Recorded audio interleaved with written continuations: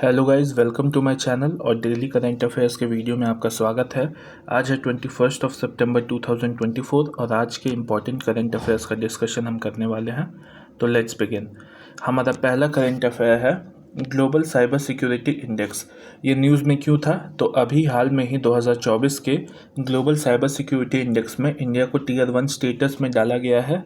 कुल 46 कंट्रीज़ है टीयर 1 में और 5 टीयर में ये इंडेक्स डिवाइडेड है, जिसमें टीयर 1 सबसे टॉप कंट्रीज़ हैं जिन्होंने ग्लोबल साइबर सिक्योरिटी में सबसे अच्छा काम किया है, सबसे अच्छा रैंक लाया है, सबसे अच्छा स्कोर किया है। ये बहुत ही ज़्यादा ट्रस्टेड रेफरेंस है कि कोई कंट्री कितना ज़्यादा कमिटेड है ग्लोबल साइबर सिक्योरिटी के मामले में ऑन द ग्लोबल लेवल।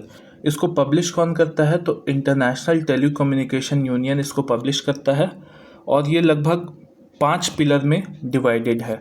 मतलब जो मेजरमेंट होगा कि कोई कंट्री कितना ज़्यादा प्रोएक्टिव है ग्लोबल साइबर सिक्योरिटी के लिए, उसको 5 लेवल में देखा जाएगा और वही 5 लेवल पे मार्क्स मिलेगा कंट्री को और उसके बाद ओवरऑल स्टैंडिंग या स्टेटस बताया जाएगा।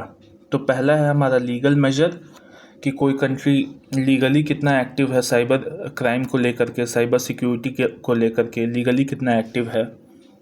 टेक्निकली कितना एक्टिव है, टेक्निकल मेजर कि फ्रीक्वेंट अपडेट्स आता है कि नहीं गवर्नमेंट लेवल पे, या जो भी ऐप क्रिएशंस है सर्वर को प्रोटेक्ट करना हुआ, तो उसमें टेक्निकल मेजर में कितना प्रोएक्टिव है गवर्नमेंट या कंट्री। एक फिर है ऑर्गेनाइजेशनल मेजर, ऑर्गेनाइजेशन कोई फॉर्म किया गया है कि नहीं ग्लोबल साइबर सिक्योरिटी को देखने के लिए। कैपेसिटी डेवलपमेंट, ये भी आपका, और कोऑपरेशन हो गया, डिफरेंट कंट्रीज़ के साथ कोऑपरेट करके आप डिफरेंट कंट्री का आइडियाज़ ले रहे हैं कि नहीं, उसको इम्प्लीमेंट कर रहे हैं कि नहीं, ये सब भी देखा जाता है। ये सब के ऊपर नंबर दिया जाता है। तो इंडिया लगभग 98.49 स्कोर किया है आउट ऑफ 100 और हमने टीयर 1 को ज्वाइन किया है। और रोल मॉडलिंग कंट्रीज़ वो है जो टीयर 1 में है, जिनको देख के टीयर 2, टीयर 3, टीयर 4, टीयर 5 वाली कंट्रीज़ सीखेंगी कि हमें पॉलिसी फॉर्मुलेशन कैसे करना है, ग्लोबल सिक्योरिटी में लीगल मेजर कैसे इम्प्लीमेंट करना है, टेक्निकल मेजर कैसे इम्प्लीमेंट करना है। तो हम एक रोल मॉडल कंट्री बन गए हैं। टोटल 46 कंट्रीज़ है अभी टीयर 1 में, जिसमें इंडिया भी एक कंट्री है। ठीक है, और ये पाँच जो आपका है, ये 5 मेजर्स है, 5 पिलर है, इसी के ऊपर नंबर दिया जाता है। आगे बढ़ते हैं। अमूद फैल्कन न्यूज़ में था। तो ये क्यों न्यूज़ में था अमूद फैल्कन? तो अभी मणिपुर फॉरेस्ट डिपार्टमेंट ने हेड काउंट कैरी किया है अमूद फैल्कन्स का, जो कि वर्ल्ड के लॉन्गेस्ट ट्रैवलिंग रैप्टर्स है। रैप्टर किसको बोला जाता है? तो जो कार्निवोर बर्ड होते हैं, जैसे ईगल हो गया, वल्चर हो गया, तो ये सब रैप्टर के कैटेगरी में आते हैं जो प्रे कैप्चर करते हैं। ठीक है, और मणिपुर के तामेंगलोंग डिस्ट्रिक्ट में यह हेड काउंट किया गया है। ये स्मॉल रैप्टर्स हैं, मतलब छोटे रैप्टर है। जैसे ईगल हो गया, वो काफ़ी बड़ा रैप्टर है, ईगल तो वैसे भी बहुत दिखने में बड़े होते हैं, ये छोटे रैप्टर्स हैं और ये फैल्कन फैमिली से बिलोंग करते हैं। ठीक है, इनको लोकली मणिपुर में बोला जाता है अखुई पुनिया, इनका नाम है लोकली। उतना इम्पोर्टेंट नहीं है, बस याद रखना है कि मणिपुर में इनका हेड काउंट के लिए, सर्वे के लिए बोला गया है। ठीक है, और ये जो है बर्ड जो है वो माइग्रेट करके अराइव करते हैं मणिपुर और नागालैंड में। ये कहाँ से आते हैं? तो ये ब्रीडिंग ग्राउंड इनका जो है वो है सदर्न ईस्टर्न साइबेरिया, मतलब काफ़ी दूर से आते हैं, या नॉर्दर्न चाइना में इनका ब्रीडिंग ग्राउंड है, मतलब थोड़े से कोल्ड रीजन में इनका ब्रीडिंग ग्राउंड है। ठीक है, और ये जो है इनका जो लार्ज फ्लॉक है वो विंटर में साउथ की तरफ आ जाता है या ईस्टर्न अफ्रीका की तरफ आ जाता है, मतलब इंडिया की तरफ आ जाता है या ईस्ट अफ्रीका की तरफ माइग्रेट करता है। ये एक जर्नी में 20,000, सॉरी गाइज, ये थोड़ा सा लोग पागल होते हैं, पता है, लोग ऐसे पागल जैसे हॉर्न मारते हैं जैसे कि मतलब कोई एथिक्स ही नहीं है उनको। I am really sorry for this. Okay, ये इंडिया ट्रैवल करते हैं 20,000 किलोमीटर, एक टर्न में इनका 20,000 किलोमीटर ये ट्रैवल करते हैं और ये रिटर्न भी करते हैं, और ये 2 बार करते हैं ऐसा, पता है। मतलब ये काफ़ी दूर ट्रैवल करते हैं, 40,000 किलोमीटर। बाप रे, काफ़ी ज़्यादा हो गया। कंजर्वेशन एफर्ट्स देखते हैं इनका, तो वाइल्ड लाइफ प्रोटेक्शन एक्ट 1972 में शेड्यूल 4 में प्रोटेक्टेड है ये, ठीक है। और ये हंटिंग इस बर्ड का या इनका मीट पोजेस करना पनिशेबल है अंडर द लॉ। ये इम्प्रिजनमेंट हो सकता है 3 साल तक, या फिर फाइन हो सकता है 25,000 का, या दोनों हो सकता है। तो काफ़ी स्ट्रिक्ट रूल बनाया गया है इनके कंजर्वेशन के लिए इंडिया में, और ये लीस्ट कंसर्न है, ठीक है। इनका थ्रेट यही है कि इनको इलीगली ट्रैप कर लिया जाता है इनके मीट के लिए, या जब ये माइग्रेट करते हैं साइबेरिया से इंडिया और ईस्ट अफ्रीका की तरफ तो इन्हें पकड़ लिया जाता है, और इनका हैबिटेट लॉस भी हो रहा है। वैसे भी टेम्परेचर इंक्रीज़ कर रहा है, इनका ब्रीडिंग साइकिल भी डिस्टर्ब होता है। एग्रीकल्चर प्रैक्टिसेस की वजह से इनका जो है ब्रीडिंग भी कम हो रहा है, और कंजर्वेशन में भी प्रॉब्लम आ रहा है।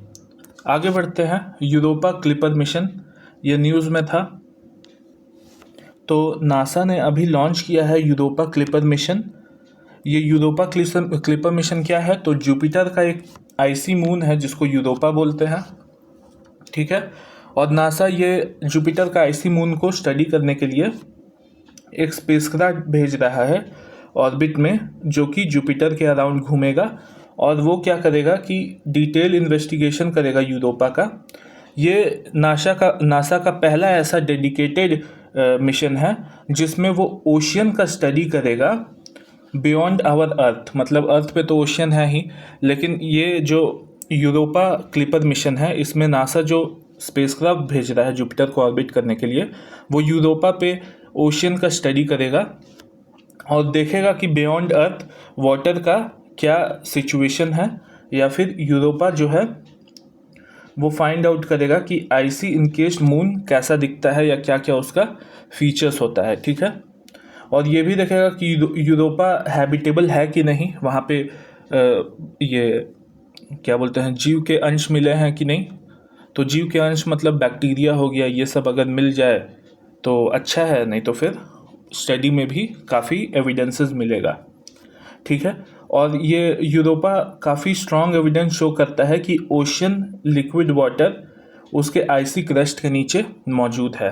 तो ये काफ़ी इम्पॉर्टेंट हो जाता है, इसीलिए नासा यूरोपा क्लिपर मिशन भेज रहा है।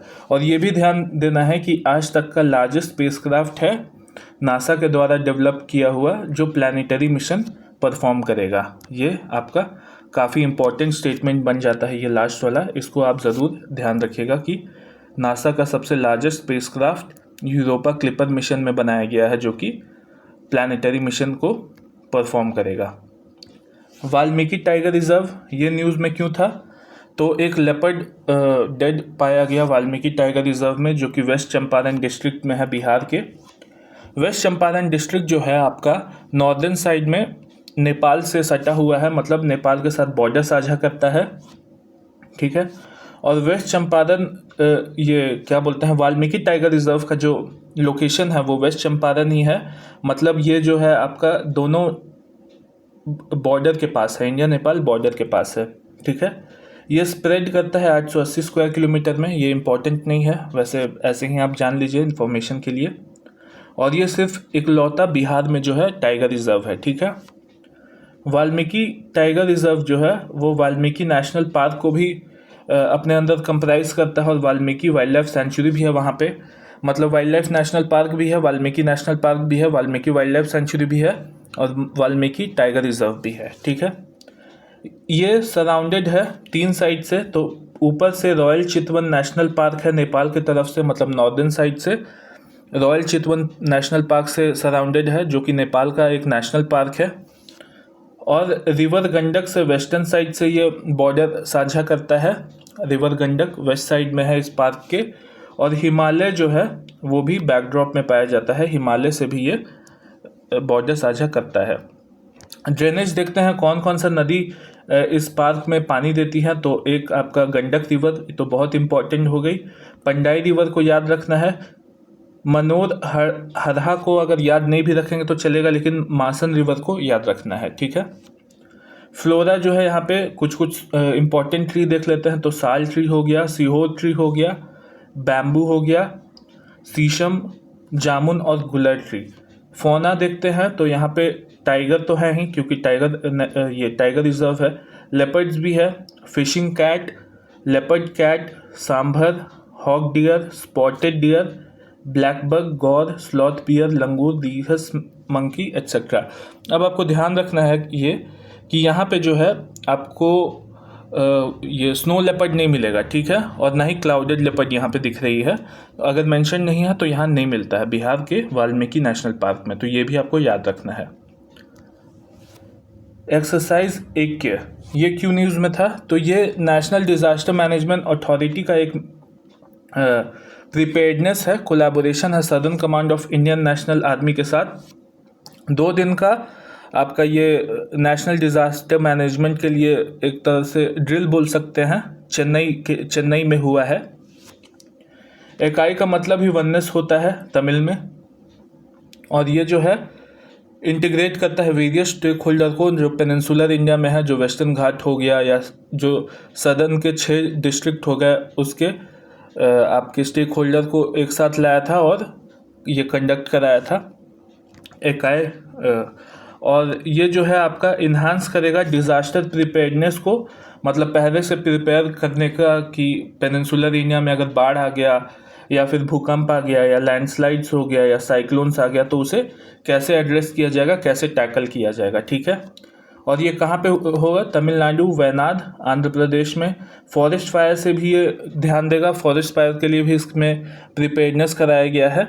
और ये जो इमरजेंसी सिचुएशन आएगा उसमें roles and responsibilities clear cut रहेगा, ताकि डिसीजन मेकिंग में टाइम ना लगे और काफ़ी जल्दी डिसीजन ले लिया जाए।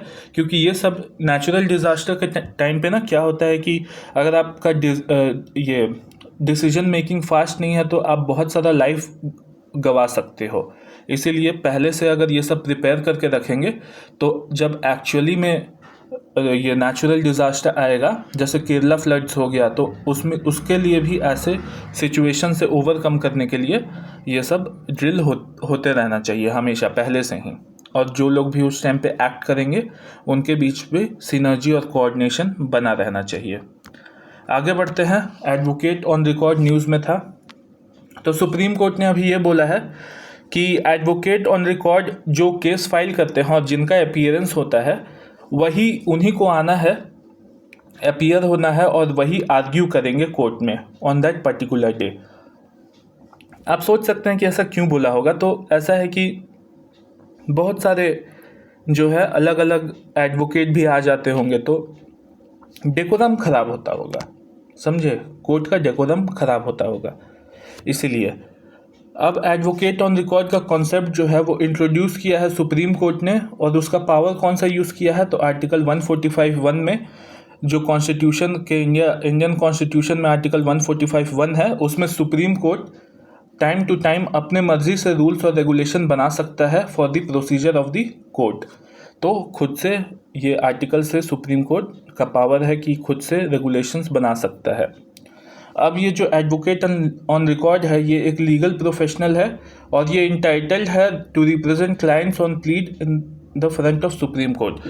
मतलब एडवोकेट ऑन रिकॉर्ड जो है ना, ये इस इंटाइटल्ड है, यही क्लाइंट को जो है सुप्रीम कोर्ट में रिप्रेजेंट करेगा, यही प्लीड करेगा, यही आर्ग्यू करेगा, और कोई नॉर्मल आपका एडवोकेट नहीं कर सकता है ये। और यही advocate on record he specifically इसी के पास राइट है कि वो सुप्रीम कोर्ट के किसी भी हियरिंग में आकर के सुन सकता है, बैठ सकता है, ठीक है। और इसके पास एक्सक्लूसिव राइट है, ये वर्ड को ध्यान रखना है, ये एक्सक्लूसिव राइट है कि ये फाइल को रजिस्टर कर सकता है, केस को फाइल कर सकता है सुप्रीम कोर्ट में। और कोई नॉर्मल सुप्रीम कोर्ट का जज जो है, सुप्रीम कोर्ट का जो एडवोकेट है, वो फाइल नहीं कर सकता है केस को सुप्रीम कोर्ट में। सिर्फ advocate on record he file कर सकता है केसेस को इन सुप्रीम कोर्ट। और सारा जो प्रोसीजर है, वो जो एडवोकेट ऑन रिकॉर्ड है वो एक रजिस्टर्ड क्लर्क रखेगा, उस क्लर्क को भी रजिस्टर करना है और वो भी इसके बिहाफ में फाइल कर सकता है।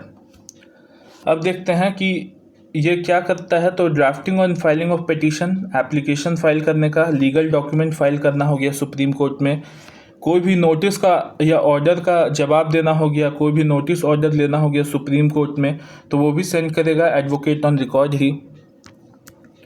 अब देखते हैं एडवोकेट ऑन रिकॉर्ड बनने के लिए क्या क्या क्राइटेरिया चाहिए। तो इनरोल होना चाहिए, स्टेट बार काउंसिल में आपको इनरोल होना चाहिए एज एन एडवोकेट।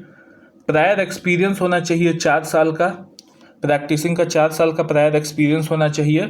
1 साल का ट्रेनिंग किया रहना चाहिए आपने सीनियर एडवोकेट ऑफ रिकॉर्ड के अंडर में, और आपको अपीयर होना पड़ेगा एक एग्जामिनेशन में जो कि सुप्रीम कोर्ट कंडक्ट कराता है, उसमें भी आपको अपीयर होना कंपलसरी है।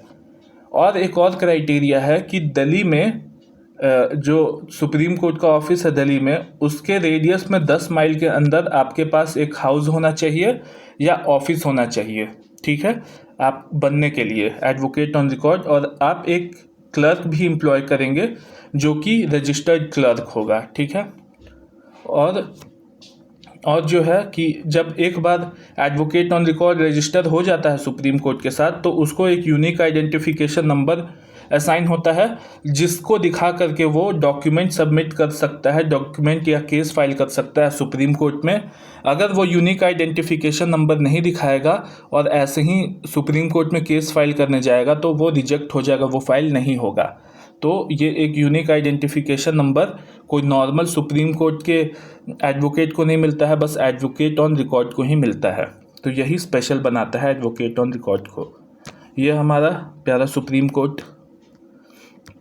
तो इतना ही था आज के लेक्चर में। Thank you very much. अगर आपको पसंद आया हो तो प्लीज़ लाइक करिए। और अभी मैं नया हूँ वीडियो बनाने में, मेरे पास नॉलेज है, मैं वो नॉलेज आपको दूंगा। अभी थोड़ा बोलने में प्रॉब्लम होता है तो आप प्लीज़ थोड़ा सा कोऑपरेट करें। मैं कुछ भी गलत नहीं बोलता हूँ, लेकिन भले रुक के बोलता हूँ लेकिन सब सही बोलता हूँ। और जो बैकग्राउंड में जो भी नॉइज़ आता है प्लीज़ उसके लिए मुझे माफ़ करें। Thank you very much. अगर पसंद आया हो वीडियो तो लाइक करें, सब्सक्राइब करें और शेयर करें मेरे चैनल को, ताकि मैं और ऐसे वीडियो बना सकूं। Thank you very much. जय हिंद।